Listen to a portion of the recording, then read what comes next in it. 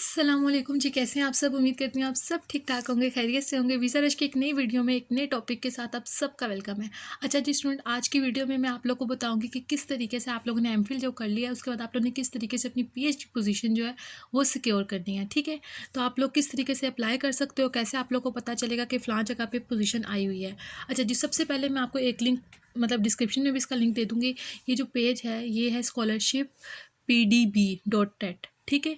अब आप लोग इसमें देखोगे, आप लोग को यहाँ साइड पे साथ पता चल रहा है कि लिस्टेड वगैरह ये कब मतलब आपके पास हुई है। जैसे मिसाल तौर पे 24 घंटे पहले की अगर आप देखना चाहते हो, आप किस कंट्री में देखना चाहते हो, यूनाइटेड स्टेट्स, किंगडम या फिर नीदरलैंड्स वगैरह जहाँ पे भी आप देखना चाहते हो, यहाँ साथ अवेलेबल भी है कि इतनी जो ये जो लिखा हुआ है ना नंबर्स, इसका ये मतलब है कि इतनी जो पोजीशंस हैं या इतनी जो एप्लीकेशंस वगैरह यहाँ पे पहले से ही अपडेट हो चुकी हुई हैं, ठीक है। फिर प्रोग्राम आ जाता है कि पीएचडी के लिए देख रहे हो, मास्टर्स के लिए देख रहे हो, कुछ स्टूडेंट्स होते हैं जिनको मास्टर्स वगैरह के लिए भी, तो आप वो भी देख सकते हो। और इसके अलावा लास्ट पे आ जाती है आपकी फील्ड, ठीक है। तो आप अपनी फील्ड डाल सकते हो। मैं कहती हूँ मेरी मैथमेटिकल साइंसेज है या फिर कंप्यूटर साइंस है या केमिस्ट्री है, तो आप उस लिहाज से देख सकते हो, ठीक है। तो आप लोग यहाँ पे जाओगे, आप लोग को यहाँ पे जो प्रोफेसर्स ने जिन्होंने अपनी पोजीशन मेंशन की होती है, मतलब उनको चाहिए होते हैं स्टूडेंट, वो भी मतलब यहाँ पे होते हैं। और जो एप्लीकेशंस आती हैं यूनिवर्सिटी में, तो वो भी यहाँ पे मतलब गिवन होती हैं, ठीक है। तो एक तो ये तरीका हो गया ना कि आप इस तरीके से कर सकते हो। दूसरा तरीका जो है, जिसको मैंने भी अडॉप्ट किया था और मेरे ख्याल से ये ज़्यादा ईजी है as compare to university applications और सारा कुछ, क्योंकि यूनिवर्सिटी एप्लीकेशंस में आपके पैसे भी लगते हैं,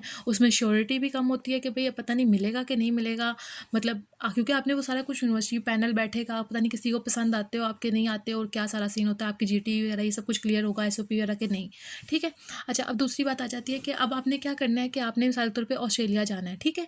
अब आप क्या करोगे, आप वहाँ लिखो कि टॉप जो 10 यूनिवर्सिटीज़ हैं ऑस्ट्रेलिया की, वो निकाल लो, ठीक है। या टॉप 20 30 या टॉप 100 यूनिवर्सिटीज़ निकाल लो। लेकिन अब जैसे हमारे हालात चल रहे हैं ऑस्ट्रेलिया के, तो मैं आपको कहूँगी कि लेवल 1 और लेवल 2 के अलावा आपने कहीं पे इधर उधर देखना ही नहीं है, ठीक है।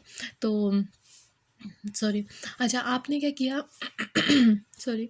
अच्छा, अब आपने क्या किया कि आपने लेवल 1 और लेवल 2 की इन यूनिवर्सिटीज़ के नाम निकाल लिए, ठीक है। यूनिवर्सिटी ऑफ मेलबर्न आ गई। अब आप यहाँ जाते हो, आप यहाँ पे लिखते हो कि भई मुझे एकेडमिक्स का स्टाफ चाहिए, ठीक है। साइंस का चाहिए, मैथ्स का चाहिए, केमिस्ट्री का चाहिए, जो भी चाहिए, ठीक है। आपने इस तरीके से निकाल लिया, ये पूरी लिस्ट आपके पास आ गई, ठीक है। अब आपने क्या किया, उसमें से फर्स्ट प्रोफेसर जो है हम लोगों ने उसको चूज़ कर लिया, ठीक है। अब ये जो भाई साहब है ना, इनका जो इंटरेस्ट है ना, वो ये है, ठीक है। वो यहाँ पे इस तरीके से मेंशन होगा, कहीं पे लिखा होगा रिसर्च इंटरेस्ट, कहीं पे कुछ। तो आप लोग थोड़ा-सा उसकी प्रोफ़ाइल को छानबीन करोगे ना, तो आपको अंदाज़ा हो जाएगा, ठीक है। तो अब आपको क्या हो गया कि भई यहाँ पे ये इनका रिसर्च इंटरेस्ट है। अब आपने इनसे कॉन्टैक्ट कैसे करना है, यहाँ पे इस तरीके से गिवन है कि भई ये इनकी ईमेल है, ठीक है। कभी उधर लिखी होती है, कभी कहाँ लिखी होती है, तो it's not a big deal कि आप मतलब आपको ये चीज़ें समझ आ जाएँगी, ठीक है। अब आपको ये मिल गई। अब आपने क्या करना है, अब आपने इस प्रोफ़ेसर को ईमेल करनी है, ठीक है। ईमेल कैसे करनी है, आपने ईमेल को कन्वर्ट कर लें आप लोग 3 बॉडीज़ में, ठीक है। फर्स्ट बॉडी पैराग्राफ में आप क्या लिखोगे, स्टूडेंट्स जो ईमेल है आपकी, वो ना ज़्यादा लंबी होनी चाहिए, ना ज़्यादा छोटी होनी चाहिए, ठीक है। क्योंकि मेरे पास ऐसी एग्जांपल्स हैं कि जब आप बहुत लंबी-लंबी लिखते हो ना, तो कोई नहीं पढ़ता आपकी ईमेल, बोर हो जाता है। और जब आप छोटी-सी बिल्कुल लिखते हो, तो उसमें आपकी चीज़ें, क्योंकि अब हम लोग ने पीएचडी के लिए करना है, तो आप लोगों ने उसको ना मतलब इतनी खूबसूरती से लिखना है कि अगला बंदा अट्रैक्ट हो के यार अच्छा बच्चे ने कुछ किया है। मतलब आप समझ रहे हो मैं क्या कहना चाह रही हूँ, कि आपने इसको इतने खूबसूरती से लिखना है, तो आपको 4-5 लाइनें तो लिखनी ही पड़ेंगी ना।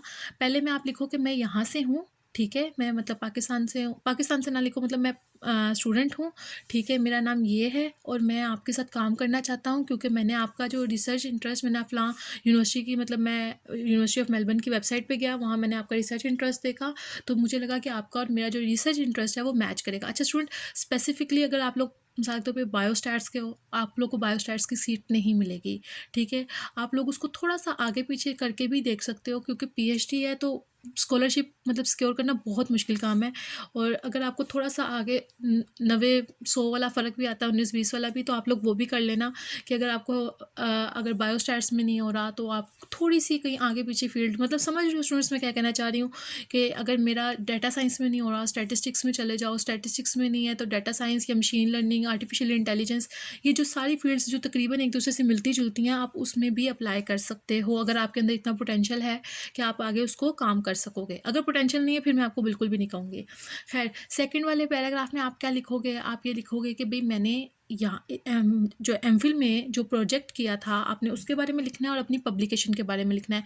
आपके पास अगर पब्लिकेशंस मतलब ज़्यादा हैं तो आप लिखोगे कि मैंने इतना भी काम किया है और उसको लिस्टिंग कर दो नीचे, नंबर्स दे के ना उसके लिंक प्रोवाइड कर दो, ठीक है? अब पूरा-पूरा पेपर आप लोगों ने उसके साथ नहीं छापना है स्टूडेंट्स, ठीक है? तो वो चीज़ बड़ी मतलब वो ना करना कि मैं पूरा पेपर नीचे आपने रिज्यूमे वो ऐड नहीं करने, ठीक है? उसके बाद आपने क्या करना है, उसके साथ ही आप लोगों ने अपनी ट्रांसक्रिप्ट्स, अपनी रिज्यूमे, अपनी और आईएलटीएस वगैरह अगर आप लोगों ने दिया हुआ है तो आप वो भी मेंशन कर दो कि मैंने दिया हुआ है। वो आपके लिए एक प्लस पॉइंट बन जाता है कि स्टूडेंट अभी आया नहीं है लेकिन उसने तैयारी पूरी रखी हुई है, ठीक है?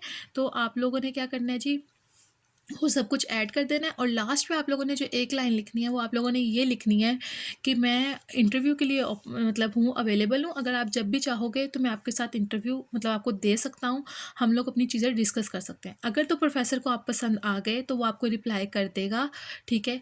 एक और चीज़, आप लोगों ने जब एक ही यूनिवर्सिटी मेलबर्न के प्रोफेसर्स को आप कांटेक्ट कर रहे हो, ठीक है, लेट्स से, तो आपने ये नहीं करना कि 10 प्रोफेसर्स गिवन है तो आपने 10 के 10 को आज ही ईमेल करके अपना काम ख़त्म करना है, ऐसा बिल्कुल भी नहीं करना। एक प्रोफेसर को आज किया है तो नेक्स्ट प्रोफेसर को आपने नेक्स्ट वीक करना है, ठीक है? प्रोफेसर्स को भी टाइम देना है, ठीक है?